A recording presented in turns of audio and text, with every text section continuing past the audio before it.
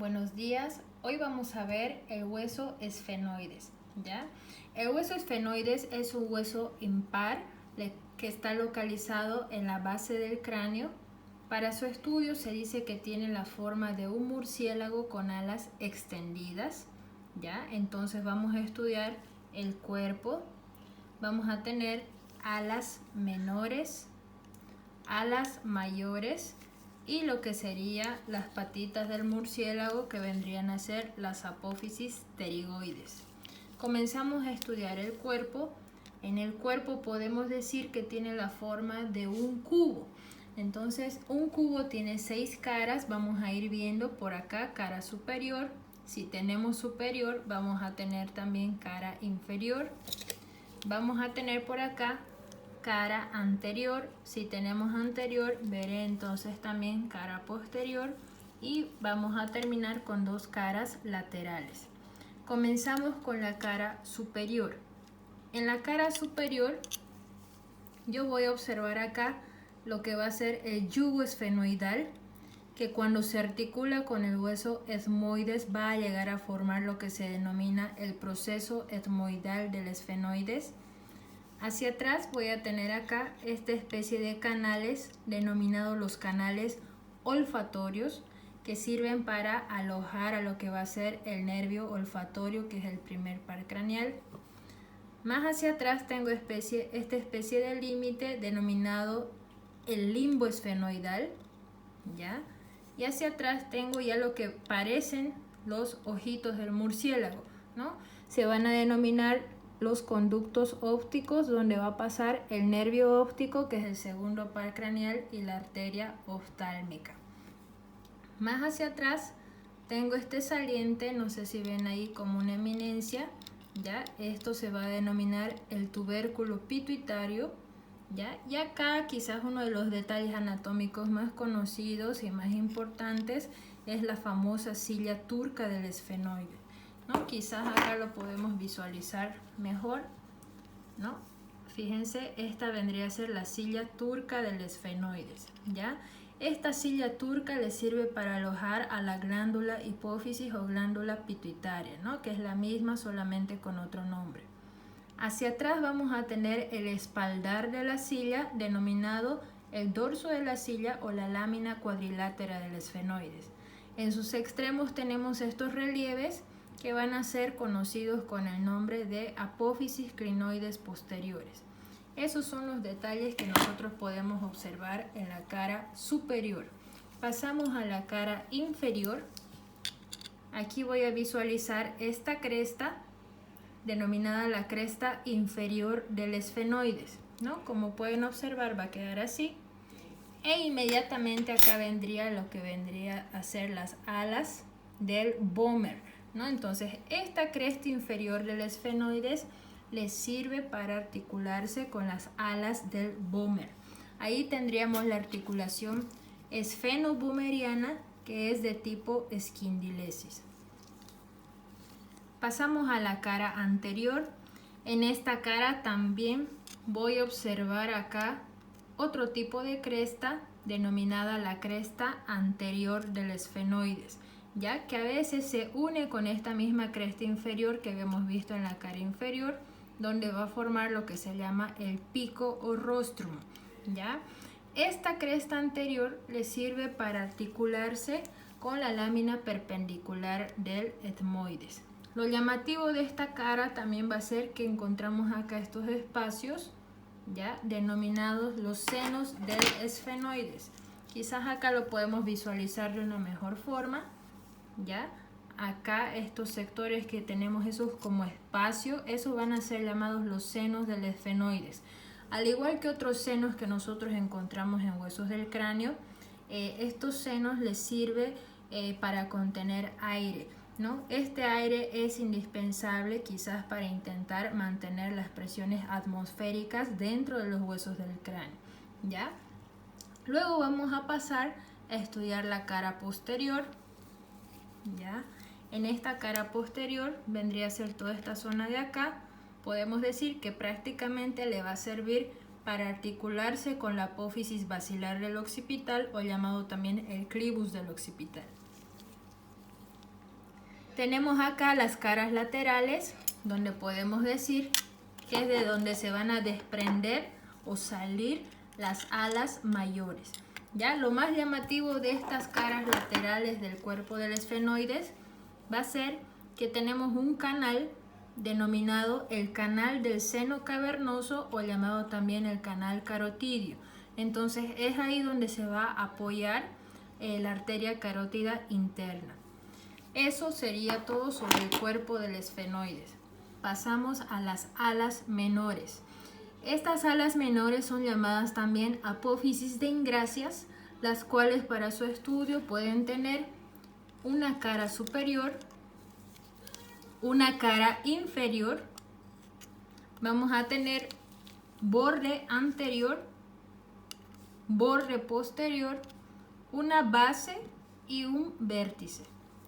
¿Qué es lo que vamos a ir observando en la cara superior? Podemos decir que esta cara es netamente una cara endocranial, entonces estaría dentro del cráneo y por lo tanto estaría en relación con el lóbulo frontal del cerebro, ¿no? Pero la parte orbitaria. Luego acá la cara inferior de las alas menores va a formar lo que sería el techo de la órbita, el borde anterior, denominado también la escotadura esfenoidal, le va a servir para articularse con el hueso frontal, y el borde posterior, como pueden observar, es un borde cortante y va a ser un borde libre. A nivel de la base de estas alas menores, volvemos a observar estos conductos que son los conductos ópticos, ¿no? Y acá tenemos lo que serían estos salientes denominadas apófisis clinoides anteriores. Hacia lo que va a ser el vértice, nosotros vamos a encontrar o denominar apófisis ensiforme o apófisis sifoides del esfenoides. ¿Ya? Esta zona simplemente es para articularse con el hueso frontal y el hueso temporal. Pasamos a las alas mayores, las alas más grandes. Como su mismo nombre lo dice, quizás porque son mayores, más grandes, para su estudio vamos a ver dos caras. Una cara que está fuera del cráneo, ya denominado lo que es la cara exocranial, y otra cara que está dentro del cráneo se va a llamar la cara endocranial. En la cara exocranial vamos a encontrar esta cresta denominada la cresta cigomática o cresta malar, la cual divide a su vez esta cara en dos zonas, ¿no? Una zona quizás lateral o llamada también temporocigomática, porque va a formar parte de la fosa temporal y parte de la fosa cigomática, y otra zona llamada medial o llamada también orbitaria, ¿no? Orbitaria porque va a llegar a formar parte de lo que sería la pared lateral de las órbitas, ¿no? En cambio, fíjense en la cara endocranial, podemos decir que es un poquito más extensa, más cóncava, y en esta zona volvemos a ver detalles anatómicos similares a lo que veíamos en la cara endocranial del hueso frontal. Fíjense, acá tenemos estos salientes, ¿ya? Y estas impresiones donde quizás ingresan los dedos, ¿no? Entonces acá tenemos las famosas eminencias mamilares y las impresiones digitales, ¿no? Que también se encontraban en la cara endocranial del hueso frontal. ¿Para qué les sirve todas estas estructuras anatómicas? Simplemente para relacionarse con el cerebro. En este caso estarían en relación con el lóbulo temporal del cerebro. Y por último, si hablamos de los bordes de estas alas mayores, vamos a decir que tenemos un borde medial y el borde lateral, ¿no? En el borde medial quizás vamos a encontrar varios detalles anatómicos. Como pueden observar acá, simplemente tengo la unión de ala menor con ala mayor del esfenoides, donde forma este orificio o este agujero alargado, ¿ya? Ese agujero alargado se denomina hendidura esfenoidal o fisura orbitaria superior. Por acá va a pasar el nervio nasal, lagrimal y frontal, pasa el nervio patético, que es el cuarto par craneal, pasa el nervio motor ocular común, que es el tercer par craneal, pasa el nervio motor ocular externo, que es el sexto par craneal, pasa también lo que va a ser la raíz simpática del ganglio oftálmico. Ya varias estructuras que pasan por toda esta zona. Más hacia atrás tengo un orificio más redondeado, no sé si lo logran ver ahí. Ese sería el agujero redondo mayor. Ya por este agujero va a pasar el nervio maxilar superior, que sería una rama del nervio trigémino, ¿no? Que es el quinto par craneal.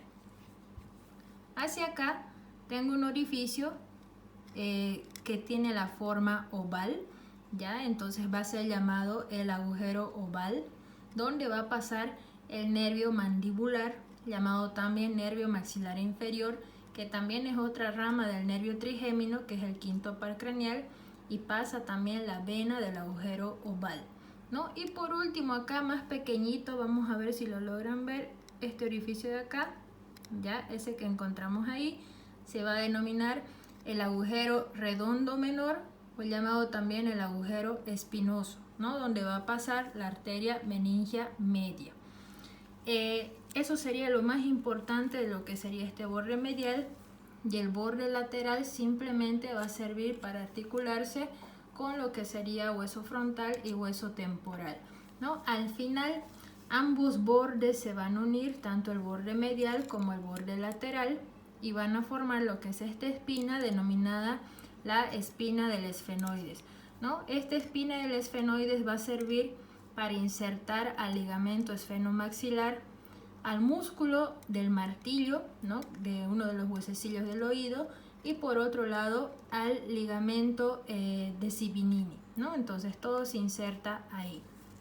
Para terminar tenemos acá lo que serían las patitas del murciélago, ¿no? Como pueden observar, también van a ser dos, izquierda y derecha, ¿ya? Las cuales cada una va a tener para su estudio dos alas, ¿no? Las alas que están más cerca hacia el eje central se van a llamar alas mediales, y las que están más hacia afuera se van a llamar alas laterales, ¿no? A su vez, cada ala también tienen caras, una cara interna y una cara externa, una cara interna y una cara externa. Lo importante de estas apófisis pterigoides sería que entre ambas alas encontramos esta fosa denominada la fosa pterigoidea. En el fondo va a pasar a llamarse o a formar lo que va a ser la fosa escafoidea, ¿no? Y lo interesante va a ser que en esta fosa escafoidea, no sé si logran ver, ahí hay un pequeño orificio, ¿no? A ver, ahí. Ese va a ser el conducto vidiano, ¿no? Donde va a dar paso arteria y vena vidiana, ¿ya? Y eso sería todo respecto al hueso del esfenoides.